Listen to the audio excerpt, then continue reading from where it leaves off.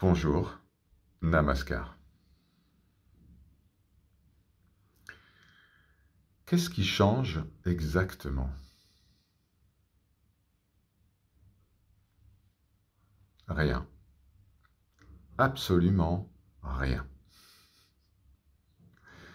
Pourtant, notre expérience quotidienne, matérielle, concrète, entre guillemets, nous suggère que tout est changement. Les choses semblent apparaître, se maintenir pendant un moment, et puis disparaître.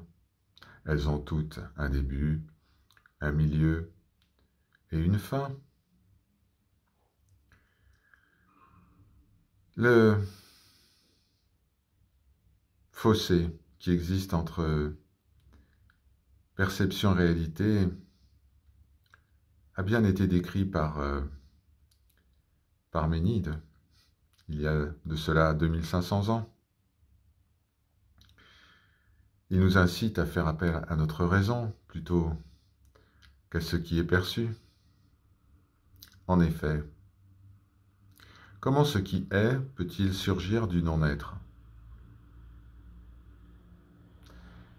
Et comment ce qui est peut devenir non-être? Rien ne peut devenir non-être puisque le non-être n'existe pas. Et rien ne peut provenir du non-être puisque le non-être n'existe pas. Ainsi, pouvons-nous être attachés, puis nous libérer, faire une expérience d'éveil et retomber dans le quotidien, dans notre servitude, par rapport à nos sens, à nos regrets et à nos peurs? Non, parce que il n'y a jamais eu d'état d'attachement pour commencer.